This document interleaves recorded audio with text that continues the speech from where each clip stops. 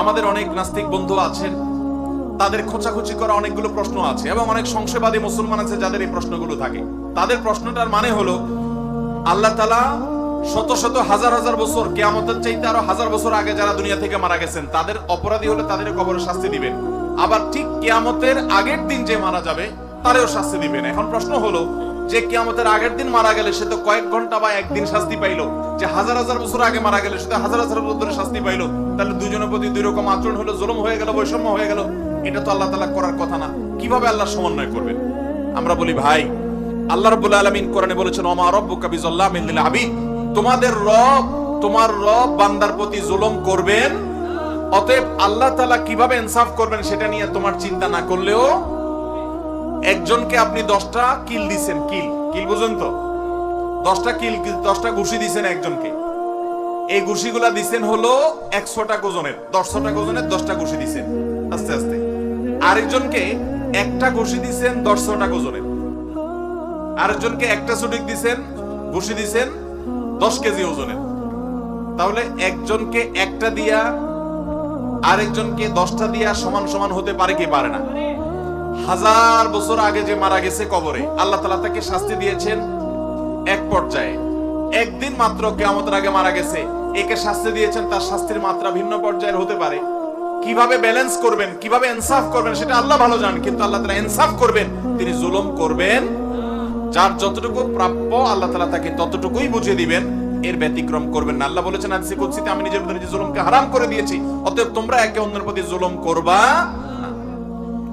সালাম ফিরানোর পর আল্লাহু আকবার নাকি আস্তাগফিরুল্লাহ কোনটা বলতে হয়, এটা নিয়ে আমরা অনেকে বিভিন্ন সময় বিভেদ করে থাকি বা ভিন্ন মত শুনে থাকি। দেখুন, সালাম ফিরানোর পর 5 ওয়াক্ত নামাজের পর নবী করিম সাল্লাল্লাহু আলাইহি ওয়াসাল্লাম কি বলতেন? বেশিরভাগ হাদিসগুলো থেকে আমরা জানতে পারি তিনি ইস্তিগফার বলতেন, আস্তাগফিরুল্লাহ আস্তাগফিরুল্লাহ আস্তাগফিরুল্লাহ 3 বার। এরপরে পড়তেন আল্লাহুম্মা আনতাস সালাম ওয়া মিনকাস সালাম তাবারাকতা ইয়া যাল জালালি ওয়াল ইকরাম। এই যে 3 বার ইস্তিগফার নবী সাল্লাল্লাহু আলাইহি ওয়াসাল্লাম পড়তেন। বুখারীর একটা হাদিস আব্দুল্লাহ ইবনে আব্বাস রাদিয়াল্লাহু আনহু বর্ণনা করেছেন, সেখানে আছে নবী সাল্লাল্লাহু আলাইহি ওয়াসাল্লামের নামাজ শেষ হওয়াটা তিনি জানতে পারতেন, টের পেতেন নবীজির মুখের তাকবীর শুনে। এখন এই হাদিসের আলোকে অনেক উলামায়ে কেরাম বলেন তাহলে সালাম ফেরানোর পর প্রথম তাকবীর বলতে হবে, যেহেতু তাকবীর শুনে সাহাবী বুঝছেন নামাজ শেষ হয়েছে, তার মানে আগে আল্লাহু আকবার বলতে হবে, এরপর 3 বার ইস্তিগফার বলতে হবে। এটা একটা গবেষণা এই হাদিসের আলোকে। অবশ্যই এটা যে সমস্ত উলামায়ে কেরাম বলছেন এই হাদিসের ভিত্তিতে বলছেন, সেটিকে উড়িয়ে দেওয়া যাবে না, অর্থাৎ তারা হাদিস বিরোধী আমল করেছেন বলা যাবে না, এটাকে সুন্নাহর খেলাফ বা আপনি একেবারে সারাসার গলত বলবেন না, বরং এটা তার গবেষণা হতে পারে এটা। আবার যে সমস্ত উলামায়ে কেরাম মনে করেন যে না, ইস্তিগফার দিয়ে পড়তে হবে, কারণ সমস্ত হাদিসগুলোতে ইস্তিগফারের কথাই বলা আছে। যে হাদিসে আল্লাহু আকবারের কথা বলা আছে, ওই সাহাবী আবার বুখারীতে বর্ণিত হাদিসে নবী সাল্লাল্লাহু আলাইহি ওয়াসাল্লাম সালাম ফেরানোর পর ইস্তিগফার পড়তেন, সেটা বর্ণনা করেছেন। তাহলে এক জায়গায় ইস্তিগফারের জায়গায় তাকবীর একই লোক বললেন যে তাহলে কিভাবে? তো এটার ব্যাখ্যা অনেকে বলেছেন যে এটার মানে হলো যে নামাজের তাকবীর তিনি শুনেছেন সেটার কথা বলেছেন, অথবা নামাজের পরে সুবহানাল্লাহ আলহামদুলিল্লাহ আল্লাহু আকবার নবীজি কখনো জোরে পড়ছেন সেটা শুনছেন উনি, ওইটার কথা হয়তো তিনি বলেছেন। এভাবে সমন্বয় অনেক মুহাদ্দিসগণ করে থাকেন। তাহলে বেশিরভাগ হাদিসের দিকে তাকালে আমরা দেখি সালাম ফেরানোর পর ইস্তিগফার 3 বার এটার কথা বলা হয়েছে, আর এই হাদিস থেকে বোঝা যায় তাকবীরের কথা বলা হয়েছে। কেউ যদি তাকবীর এবং ইস্তিগফার দুইটাই পড়ে ইনশাআল্লাহ বিইذনিল্লাহ তিনিও সওয়াব পাবেন, সুন্নাহর উপরে আমল করেছেন, হাদিসের উপরে আমল করেছেন। আল্লাহ তাআলা তৌফিক দান করুন। শুক্রবার জুমার নামাজের আজান একবার নাকি 2 বার হবে জানতে চাই। জুমার নামাজের আজান নিয়েও আমাদের দেশে আজকাল বিতর্ক হয়। আল্লাহ তাআলা মাফ করুক, আমরা বিষয় খুঁজে পাই না। কত মীমাংসিত চূড়ান্তভাবে প্রমাণিত বিষয় নিয়েও আমরা অযথা বাড়াবাড়ি, গন্ডগোল, ফাসাদ এবং টানাটানি এবং মতপার্থক্য করি। জুমার আজান নবী করিম সাল্লাল্লাহু আলাইহি ওয়াসাল্লামের সময় একটা ছিল, সে আজানটা ছিল খুতবার আগের যে আজানটা। এটা যেহেতু পরবর্তীতে মুসলমানদের সংখ্যা অনেক বেড়ে গেছে মদিনাতে এবং প্রচুর পরিমাণ মুসলমান হওয়ার কারণে ওই আজান শুনে মানুষ জুমাতে আসতে পারতো না, সেজন্য খলিফাতুল মুসলিমিন, ইসলামের 3য় খলিফা উসমান ইবনে আফফান রাদিয়াল্লাহু তাআলা আনহু, তার শাসন আমলে তিনি যখন খলিফা হয়েছেন তিনি জুমার প্রথম আজান চালু করেছেন, এবং তিনি যেটা চালু করেছেন সমস্ত খলিফা এবং অন্যান্য খোলাফায়ে রাশেদা যারা ছিলেন তারা সবাই এটাতে সম্মতি দিয়েছেন।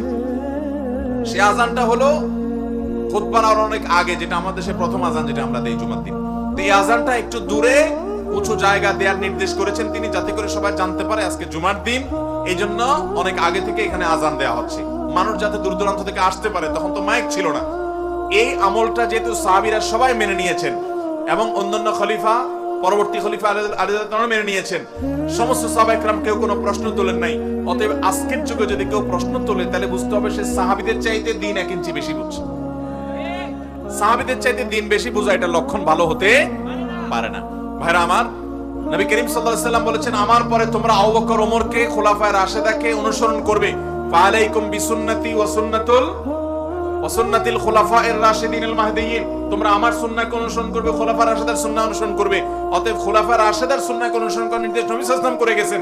সে আলোকে জুমার প্রথম আযান এটাও সুন্নাহ সম্মত, এটা সুন্নাতে খলিফা, আর জুমার দ্বিতীয় আযান এটা সুন্নাতে রাসূল সাল্লাল্লাহু আলাইহি ওয়াসাল্লাম।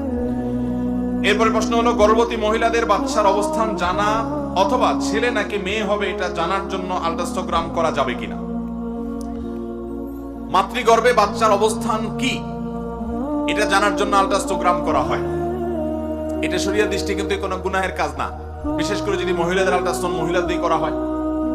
মহিলাদের আল্ট্রাসোনোগ্রাম যথাসম্ভব মহিলা ডাক্তার দিয়ে করা উচিত, কারণ এখানে মহিলার পেট উন্মোচন করে সেখানে ওষুধ দিয়ে তারপরে সেখানে আপনার আল্ট্রাসোনোগ্রামের কাজ করতে হয়, যেন অবশ্যই মহিলা ডাক্তার দিয়ে করাবেন। একান্ত মহিলা ডাক্তার নাই, আল্ট্রাসোনোগ্রাম করা জরুরি এরকম হয়ে গেলে, নিরুপায় হয়ে গেলে সেই ক্ষেত্রে পুরুষ ডাক্তার দিয়ে করানো জায়েজ হতে পারে, যদি একবারে শেষ পর্যায়ে চলে যায়। আল্ট্রাসোনোগ্রাম নরমালি সাধারণত জরুরি হয় না, কিন্তু যদি কারোর পর্যায়ে এরকম হয় যে না তার করতেই হবে, তাহলে সেক্ষেত্রে কোনো জায়গা যদি আশেপাশে কোথাও কোনো মহিলা এক্সপার্ট নাই, তাহলে সেক্ষেত্রে এটা করা যাবে, কিন্তু সাধারণ অবস্থাতে অবশ্যই মহিলা ডাক্তার খুঁজতে হবে। দুঃখজনক যে সারা পৃথিবীর অনেক দেশের মতো আমাদের দেশে একটা অনাচার শুরু হয়েছে। সেই অনাচারটা হলো যে ডেলিভারির মতো কাজ, মেয়েদের সন্তান ডেলিভারির মতো কাজ, এই কাজটা পর্যন্ত আজকাল পুরুষ ডাক্তার দিয়ে করানো হচ্ছে। খুবই দুঃখজনক এবং খুব বেদনাদায়ক একটা ঘটনা যে একজন নারীর জীবনের এই ধরনের একটা সিচুয়েশন, এরকম জটিল একটা পরিস্থিতি, এই জায়গাটাতে বাংলাদেশের শত শত মহিলা ডাক্তার আছে, প্রয়োজনে আরো মেয়েদেরকে ডাক্তার বানাতে হবে। আমাদের দেশে দেখা যায় যে অনেক মেয়েরা আছে, তাদেরকে গাইনি না বানিয়ে অন্যান্য বিভাগে ডিপার্টমেন্টের ডাক্তার হওয়ার জন্য উৎসাহ দেওয়া হচ্ছে, আর পুরুষদেরকে গাইনি পড়াশোনার জন্য তাদেরকে জায়গা করে দেওয়া হচ্ছে, এবং তারা এসে আপনার ডেলিভারি করে। অনেক মেডিকেলে, অনেক হাসপাতালে আজকাল এগুলো শুরু হয়ে গেছে। ইভেন আপনার সৌদি আরবের মতো দেশেও আমি চাক্ষুষ যে সেখানে পর্যন্ত এই অনাচার আছে। আমাদের দেশে অনাচার শুরু হয়ে গেছে। মেয়েদের ডেলিভারিটা মহিলা ডাক্তার দিয়ে করতে হবে, এবং পুরুষ ডাক্তারদেরকে গাইনি ডাক্তার বানানো যাবে না। এতটুকু সভ্যতা, এতটুকু ভদ্রতা বোঝার জন্য মুসলমান হওয়ার দরকার নেই, ন্যূনতম রুচিশীল মানুষ হলেই তার এটা বোঝার কথা। আল্লাহ তাআলা আমাদেরকে তৌফিক দান করুন। তাহলে গর্ভবতী মহিলার বাচ্চার অবস্থান জানার জন্য আল্ট্রাসোনোগ্রাম করলে সেটা গুনাহ হবে না। এরপরে প্রশ্ন হলো, কোরআন কারীম আল্লাহ তাআলা জানিয়েছেন কোরআনে কোনো সন্দেহ নেই, ভুল নেই, তবে সেজন্য আল্লাহ তাআলা গ্যারান্টি দিয়েছেন। তবে হাদিসের গ্যারান্টি কিভাবে বুঝবো? এটা কি হাদিসে দেওয়া আছে? ভাইরা আমার, নবী করিম সাল্লাল্লাহু আলাইহি সাল্লাম যে সমস্ত কথা বলেছেন, কাজ করেছেন, এগুলো সংরক্ষণ করেছেন মুহাদ্দিসগণ বিভিন্ন শাস্ত্রের মাধ্যমে। ওই যে হাদিস অস্বীকারী যে ভাইরা আছেন, প্রশ্নের সংখ্যা দেখে বোঝা যায় বিভিন্ন এলাকাতে এই জাতীয় ফিতনা প্রচুর পরিমাণে বেড়ে গেছে, এবং শুধু কোরআন অনুসরণ করবে, হাদিস মানবে না, এই স্লোগান শয়তানি স্লোগান, এটা কোনো মুসলমানের স্লোগান না। কারণ কোরআনে আল্লাহ তাআলা একটি জায়গা দেখাতে পারবেন না যে আল্লাহ বলেছেন তোমরা আল্লাহর কথা মানো শুধু, আর কারণ না। অথচ কোরআনে আপনি বিভিন্ন জায়গায় বাজায় দেখবেন আল্লাহ বলেছেন আতিউল্লাহ, এরপরে কি ওয়া আতিউর রাসূল। ওলামায়ে কেরাম এবং মাদ্রাসার আরবি গ্রামারের প্রথম ক্লাসের ছাত্ররাও জানবে, কোরআনে আল্লাহ তাআলা বলেছেন আতিউল্লাহ, সেখানে আতিউল্লাহ ওয়ার রাসূল বলছেন, ওরকম সব জায়গা বললেই চলতো, কিন্তু আল্লাহ তাআলা আলাদা করে বলেছেন আতিউল্লাহ ওয়া আতিউর রাসূল, আতফ দিয়ে বলেন নাই। তার মানে আল্লাহ তাআলা বোঝাতে চেয়েছেন তোমরা আল্লাহর আনুগত্য করবে, এবং আল্লাহরই নির্দেশ যে তার রাসূলেরও আনুগত্য। এবং শুধু সেটাই নয়, আল্লাহ বলেছেন মাইয়াতির রাসূল ফাকাত আতা আল্লাহ, যে ব্যক্তি রাসূলের আনুগত্য করলো সে প্রকারান্তরে আল্লাহরই। বিদায় রাসূল আকরাম সাল্লাল্লাহু আলাইহি ওয়াসাল্লামের হাদিস স্বীকার করার ফিতনা থেকে আল্লাহ আমাদের বেঁচে থাকার তৌফিক দান করুন। যিনি প্রশ্ন করেছেন যে কোরআনে তো আল্লাহ বলেছেন সন্দেহ নাই, তাহলে হাদিসের ব্যাপারে কি এটা বলা হয়েছে? আমার উত্তর হলো এই জন্যই তো হাদিসের ক্ষেত্রে যেগুলো বিশুদ্ধভাবে প্রমাণিত সেগুলো আপনি গ্রহণ করবেন, যেগুলো দুর্বল সূত্রে প্রমাণিত মাসলা মাসাইল হালাল হারামের ক্ষেত্রে সেগুলো গ্রহণ করবেন না, যেগুলো জাল সূত্রে প্রমাণিত সেগুলো একেবারে ছুঁড়ে ফেলে দিবেন, কোনোভাবে গ্রহণ করবেন না, কারণ সেখানে বিভিন্ন ক্যাটাগরি আছে। এবং হাদিসের শুদ্ধ অশুদ্ধ নিরূপণ করার জন্য হাদিস বিশারদরা যে সমস্ত কাজ করেছেন, আমি অনুরোধ করতে চাই যাদের সন্দেহ আছে, আল্লাহর ওয়াস্তে হাদিস সংকলনের ইতিহাস, হাদিস শাস্ত্র কিভাবে পৃথিবীতে ক্রমবিকাশ ঘটেছে এই সম্পর্কে আপনি একটু জানার চেষ্টা করেন। ইসলাম ফাউন্ডেশন থেকে একাধিক বই বের হয়েছে, আপনি সেগুলো পড়েন। বিশেষ করে রিজাল শাস্ত্র নামে একটা শাস্ত্র মুহাদ্দিসগণ প্রণয়ন করেছেন, লাখো মানুষের জীবনে সেখানে সংরক্ষণ করা হয়েছে। যে ব্যক্তি মুখ দিয়ে বলেছে মুহাম্মদ সাল্লাল্লাহু আলাইহি ওয়াসাল্লাম বলেছেন, তার পুরো লাইফ হিস্ট্রি সেখানে সংরক্ষণ করা হয়েছে, যাতে করে চেক করা যায় কোন ব্যক্তি যদি ক্বালা রাসূলুল্লাহ বলেছে, সমস্ত মুহাদ্দিসরা টর্চ লাইট দিয়ে তার দিকে তাকে এক্সরে করে বের করেছে, এই ব্যক্তি ক্বালা রাসূলুল্লাহ যে বলল যে এর ভিত্তি কি, এটা সত্য কিনা সন্দেহের দানা লেশ মাত্র থাকলে তারা সেই হাদিসকে জয়ীফ বলেছেন। বিন্দু মাত্র সেই হাদিস নেন নাই। একটা লোক বলতে গেলে ভুলে গেছে একটা কথা, ওই লোক হাদিস বর্ণনা করেছে, মুহাদ্দিসরা বলেছেন না তার ভুলা রোগ আছে, অতএব তার হাদিসের উপর আমরা ভরসা রাখতে পারি না। জয়ীফ সেখানে রেকমেন্ড করে দিয়েছেন। কোন ব্যক্তি জীবনে রাস্তায় দাঁড়িয়ে পেশাব করেছে অথবা সে রাস্তায় বুট বাদাম খেয়েছে, এমন কোন কাজ করেছে যেটা তার ব্যক্তিত্বের পরিপন্থী, মুহাদ্দিসগণ রেকমেন্ড করে দিয়েছেন না এই লোক হাদিস বর্ণনা করলে সেখানে আমরা সন্দেহ পোষণ করব। বিশুদ্ধ হাদিস যেগুলো দেখছেন এগুলো হলো এমন সব মানুষ দ্বারা যে সমাজের কোন মানুষ ওই ব্যক্তি মিথ্যা কথা বলতে পারে, কল্পনাও করতে পারে না। এইরকম চেইন যখন তৈরি হয় একজন আরেকজন থেকে, পুরো চেইনে যখন এরকম মানুষ থাকে, তখন সেই হাদিসটা বিশুদ্ধ হিসাবে মুহাদ্দিসরা রেকমেন্ড করেন। এই সম্পর্কে আপনি একটু জানার চেষ্টা করেন, আপনার কাছে দিনের আলামত পরিষ্কার হয়ে যাবে যে নবী সাল্লাল্লাহু আলাইহি ওয়াসাল্লামের বিশুদ্ধ হাদিসের ব্যাপারে সন্দেহ কোন অসুস্থ মনের মানসিকতার লোক ছাড়া, কোন ইসলাম সম্পর্কে ষড়যন্ত্রকারী মানুষ ছাড়া কেউ করতে পারে না। অতএব হাদিস নিয়ে আমাদের কোনো সন্দেহ থাকা যাবে, এই সম্পর্কে আপনি একটু পড়াশোনা করেন, আপনার কাছে দিনের আলামত পরিষ্কার হবে। শত শত হাজার হাজার ভলিউমের রিজাল শাস্ত্রে বিভিন্ন রাওয়ীদের জীবন ইতিহাস সংরক্ষণ করেছেন মুহাদ্দিসগণ। হাফেজ ইবনে হাজার আসকালানী রাহমাতুল্লাহ আলাইহি, হাফেজ যাহাবী রাহমাতুল্লাহি আলাইহি, বড় বড় আলী ইবনুল মাদিনী রাহিমাহুল্লাহ, বড় বড় হাদিস শাস্ত্রের পণ্ডিত উলামায়ে কেরাম, ইমাম বুখারী, ইমাম মুসলিম, তাদের যে কর্মযজ্ঞ এই ক্ষেত্রে আপনি যদি দেখেন, এগুলো জানার চেষ্টা করেন, বেসিক ধারণা রাখেন, আপনার সন্দেহের লেশ মাত্র আপনার মধ্যে আসবে না। আল্লাহ আমাদের ঈমানকে বাঁচানোর তৌফিক দান করুন।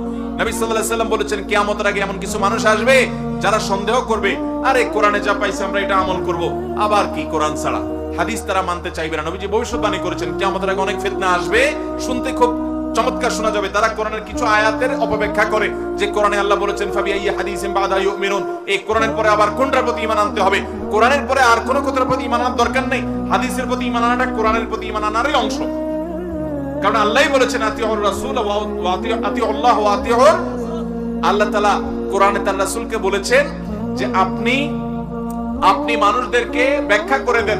এই কোরআন নাজিল হয়েছে আপনার প্রতি কেন? লিতুবাইয়িনা লিন-নাসি মা নুযিলা ইলাইহিম, যেন কোরআন আপনি ব্যাখ্যা করে দিবেন। আল্লাহই তাকে দায়িত্ব দিয়েছেন। আপনি তার ব্যাখ্যা যদি না নেন, তাহলে আপনি আল্লাহর দায়িত্ব এটাকে আপনি ডিনাই করলেন। আপনি কোন মুসলমান হতে পারেন? হাদিস মানা ছাড়া শুধু কোরআন দিয়ে নামাজ 2 রাকাত আপনি পড়তে পারবেন না, কারণ কোরআনে তার বিশদ বিবরণ। আল্লাহ আমাদেরকে এই ফিতনা থেকে বেঁচে থাকার তৌফিক দান। চুরি করা মহাপাপ, কিন্তু এখন একটা সব জায়গায় দেখা যায় মসজিদের টয়লেটে টিস্যু ব্যক্তিগত ইস্তেঞ্জা করে মসজিদে বসে পরে আবার নিজে ব্যক্তিগত কাজের জন্য টিস্যু বেশি করে পকেটে নিয়ে যাচ্ছে। তাহলে এটা কি চুরি হবে না? হ্যাঁ, এটা তো প্রশ্ন তো ভালো প্রশ্ন। যদি কোথাও, শুধু মসজিদে কেন, কোন পাবলিক প্লেসে টয়লেট পেপার রাখা আছে, আপনি সেখানে টয়লেট করলেন, পেশাব পায়খানাতে যতটুকু লাগলে ব্যবহার করলেন, এরপর যাওয়ার সময় টেনে বড় করে এক মুঠ পকেটে নিয়ে হাঁটা দিলেন, এটা তো গুনাহ হবে? এটা জায়েজ হবে? এটা আপনাকে এভাবে নিয়ে যাওয়ার জন্য দেওয়া। যদি আপনি এরকম পকেটে করে নিয়ে যেতে পারেন, তাহলে আরেকজনে পুরা বান্ডেল ধরে নিয়ে যেতে পারে, ঠিক কিনা বলেন?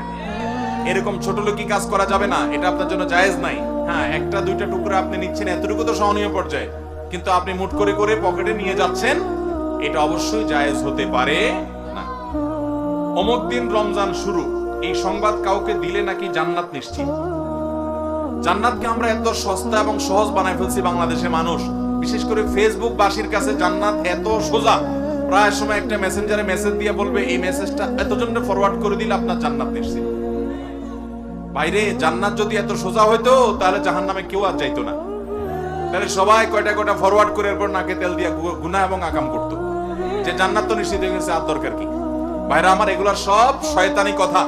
রমজান অমুক তারিখে হবে, এই সংবাদটা এই যে রজব মাস থেকে, এখন রজব মাস চলতেছে, আজকে রজব মাসের 13 তারিখ গেল, রজব মাস থেকেই দেখবেন অনেকে এই সংবাদটা পাঠায়, ফেসবুকে লেখে, মেসেঞ্জারে পাঠায়, ইমোতে পাঠায়, হোয়াটসঅ্যাপে পাঠায়, এবং মনে করে যে এই সংবাদটা দিলেই সে জান্নাত পেয়ে যাবে। ভাইরা আমার, জান্নাত তো সস্তা না। জান্নাত পেতে হলে কি করতে হবে? ঈমান মজবুত করতে হবে, 5 ওয়াক্ত নামাজ সহিহ শুদ্ধভাবে পড়তে হবে এবং ইসলামের সব রকম মানতে হবে, সকল হারাম কাজ ছেড়ে দিতে হবে, হালাল উপার্জন করতে হবে, উত্তম আখলাক ধারণ করতে হবে। এই সব কাজ যখন করবেন, লেনদেন কায় কারবার সব ক্ষেত্রে আল্লাহর আদেশ মেনে চলবেন, তখন আপনি জান্নাতে যেতে পারবেন। ওই মেসেজ ফরওয়ার্ড করে জান্নাতে যাওয়া যাবে না। হ্যাঁ, আপনি যদি কোনো ভালো কথা মানুষকে ছড়ান, তাহলে যতটুকু করছেন ততটুকু সব আপনি পাবেন। জান্নাতের গ্যারান্টি নবী সাল্লাল্লাহু আলাইহি ওয়াসাল্লাম দেয় নাই। এগুলা ফেসবুকাররা দিয়েছে, এগুলা কোনো হাদিসে দেওয়া হয় নাই। অতএব আল্লাহ আমাদের এই সমস্ত বিভ্রান্তি থেকে বেঁচে থাকার তৌফিক দান করুন। তাছাড়া রমজান কোন দিন হবে এইটা জানার একমাত্র উপায় হলো শাবানের শেষের দিন চাঁদ ওঠার পরে বলা যাবে রমজান কোন দিন হবে। ঠিক কিনা বলেন? শাবান মাস কয় তারিখে হবে আপনি তো জানেন না, 3 মাস আগে কিভাবে নিশ্চিত করে বলবেন? বিধায় এটা সঠিক নয়। এরপরে প্রশ্ন হলো, মিথ্যা বলা মহাপাপ, কিন্তু নিজের মাকে কিছু সময় মিথ্যা বলি, আবার নিজের বউকেও মিথ্যা বলি। এই মিথ্যাটা একটি কারণে বলি, সেটা হলো মাকে খুশি করার জন্য বউয়ের কিছু কথা বানিয়ে বলি যাতে মা খুশি হয়, এবং বউকে আবার খুশি করার জন্য মার কিছু কথা বানিয়ে বলি যাতে মা খুশি হয়। মা এবং বউ দুজনের একে অপরকে খুশি রাখার জন্য এই যে আমি মিথ্যা বলি, এটা জায়েজ হবে কিনা?